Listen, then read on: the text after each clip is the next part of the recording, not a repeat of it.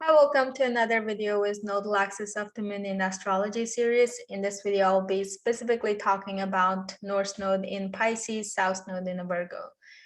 Before I get started, I strongly recommend you guys to watch my introduction video because I have a little bit different perspective or understanding of the North Node, South Node in astrology.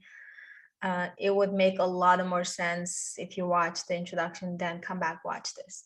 And another thing is I would only talk about the zodiac sign Pisces and Virgo. I will not get into the house placement, but just know that your house placement of the nodal axis is also very important. Let's say you have North Node Pisces in the second house.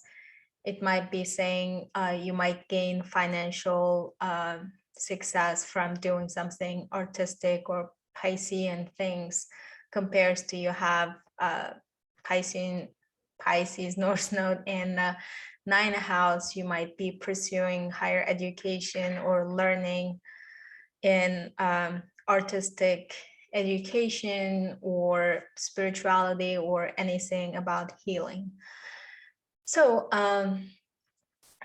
and another thing is, before I forget, you have also aspects to your North Node, South Node. There might be other planets conjuncting or oppositing or squaring your North Node, South Node. So not everything I say in this video is going to resonate with you because everyone has a different chart, different aspects of their North Node, South Node. If you want to have more integrated or holistic understanding of your nodal axis, also your birth chart, don't hesitate to reach out to me. I do personal reading. I will leave the contact information down below in the description. And without further ado, let's get started. So I'll start with the nodal axis of the Pisces and Virgo, and then I'll get into how it manifests as a North Node, South Node in your life. So from evolutionary astrology perspective, all the signs on the zodiac wheel, they work with each other. It fits in a nature, the law of the nature. So, and all the signs also like balance each other's energy and kind of support each other. So if you look at Pisces, Cancer, Scorpio, they all water signs. And then all the signs that oppositing those water signs are the earth signs. So Cancer oppositing Capricorn, Taurus oppositing Scorpio, and Virgo oppositing Pisces. So you kind of see the correlation there, like how they kind of balancing each other with Pisces being the water sign and the mutable sign to Virgo being a earth sign, more grounded sign. So they kind of like keep each other in check or balance each other. So my perspective on the North Node, South Node is really like you never abandon your South Node or you walk away from your South Node. Actually, South Node is your talent, South Node, your experience. It's real. You've been through it, so you're gonna utilize or you're gonna build on the top of it. So my perspective will be all on like how we can carry the Virgo lessons and how we gonna integrate with the Pisces or Piscean lessons. So let's talk a little bit about the Pisces. Although the Cancers, Scorpio and Pisces are all water signs, but they're kind of different energies. Cancer is like a river, Scorpio is like a lake, and you see Pisces ocean. It's like the totality of everything. All the water eventually joins the ocean. That's like where we return. It's our source. So people have a lot of planets in the Pisces or like strong Piscean energy. They can have a lot of compassion and inclusiveness because like Cancer can be very like self-protective. It's in its shell. Scorpio just wants to relate with another person, not everybody, but when it comes to Pisces, it just includes everything. It doesn't discriminate anything. So Pisces is the totality of all the zodiac signs. So Piscean people are very inclusive, compassionate. They have so much empathy and love. It can be a good thing, and then it can also be a bad thing sometimes, because they might always see the good in other people. They end up getting hurt by maybe selfish people. let's put it that way. And other characteristics of Pisces, there's a stereotype of like being escapism, because Pisces represents everything that beyond our five senses, touch, smell, our hearings, and all that. Like, it's something we cannot see, but we can feel that its presence. So it's like the ideal world we dream of, the heaven. So people have a strong Piscean energy. They might not like the cruelty, hardship of this physical world or reality, all the ugliness. The Pisces doesn't want to face that. That's why it correlates with escapism. Like, I rather check out. I don't want to face this ugliness or difficulties. Like, I want to live in my ideal visionary world.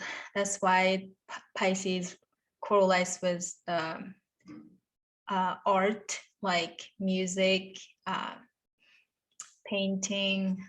What else? I'm not good with art. Movies. I think the movies are like my favorite art form, where we can depict this ideal world. We were not limited by this rule and law we have right now. You can imagine any kind of movie you want, put characters in any role you want. So it's like it gives Pisces the space to use their imagination. And now when we come back to Virgo, so Virgo is gonna pull back Pisces down a little bit. It's like, hey, don't get too much up in the clouds. Let's be realistic here. Virgo is ruled by Mercury. Mercury represents our intellectual mind. So people who have strong Virgo energy, it's like they are critical, judgmental, but in a good way of making things better and efficient. So it represents that virtue. Like, so it's not like the Pisces and Virgo against each other. It's more like Pisces have this grand view of vision, and then Virgo is like, okay, you have that utopian vision, how we can make that reality. We gotta make like a plan and take action to get that vision, make it reality. So they kind of support each other, work with each other, but in a nature, it might seem like they're kind of against each other. So if you guys have Pisces North Node and Virgo South Node, you might correlate more with the Virgo side of things. Very efficient. You guys work hard. You also have a stereotype of being workaholic, making plans, having goal, achieving something, taking action.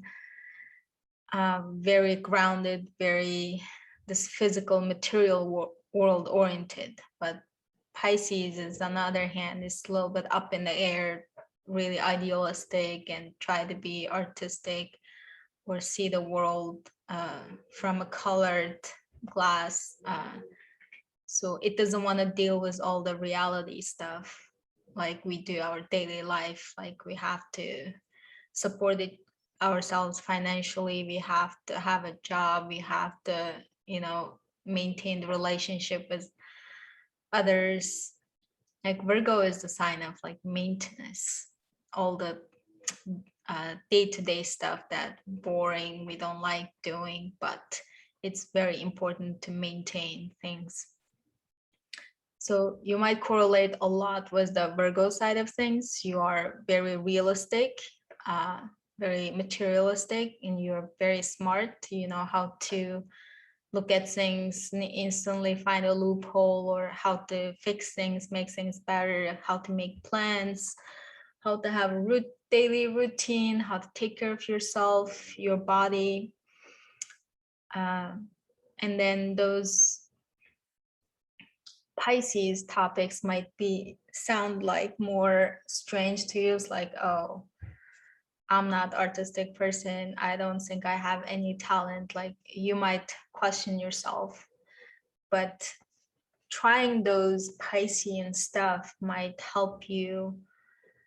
You don't have to be master at it. Like, we have entire lifetime to achieve that balance between Pisces and Virgo. So you don't have to be right away a master of Pisces and being this master artist. It's a journey, it's a process, and like, you will gain confidence little by little. You might do something artistic today, being in a flow, just forget about all the rules and forms and laws. Just immerse yourself in this unlimited possibilities. It might be hard at the beginning, but little by little you develop that habit and let yourself loose, and gradually you're more okay to receive those energies. And another thing with North Node, South Node, like if you watch my introduction video, I talk about how I talk about the spiritual perspective of this, because from ancient astrology perspective, it says our North Node, South Node is really our ego desires, where it keeps us locked into this physical reality and it causes us to incarnate. I don't know if you believe in incarnation or spirituality, any type, but just want to explain my idea. Like, if it resonates, great. If it doesn't, that's fine too. So like, having Pisces in the North Node, like the best way to get out of like this karmic entanglement is really spiritualize our desires. Yes, South Node, North Node is real thing. Like, I experienced in my life, I heard the stories of others, how they experienced their South Node, like first 30 years of their life, because once our Saturn returns at the age of 28 to 30, we kind of start looking at our North Node, start incorporating. Before that, like, your North Node is unfamiliar territory. You feel like you don't have any talent or skills in that area. So the best way to spiritualize is really take off those egoistic attachment to those North Node, South Node, because a lot of astrologer will tell you like, oh, you have to go after your North Node. That's what something fulfills you, completes you. That's your life purpose. But what I want to say is, still go after those desires, but do not get attached to the results, or do not put your happiness or fulfillment on hold, because the essence of spirituality is really being in this present moment and being content, being happy, find that peace. No matter what happens outside, we build that strong like groundedness or connection inside of us, that no matter what happens outside is not gonna shake us. So you can still like, okay, like I have talent in the Virgo area, I might want to incorporate some Piscean lessons, that's fine, but don't make that as a goal and then think that you will never be happy until you incorporate the North Node lessons. Like, if you develop your spiritual practice, it can happen anytime. It doesn't have to take lifetime after lifetime, tangled in a North Node, South Node. Because from spiritual perspective, time is illusion, only exists in a physical reality. And the only way, like, this physical reality made to make us suffer, everything runs by the law of karma. So the best way to dissolve your karma is really let go of all the attachments and just be present in this moment, be content, and live a virtuous life.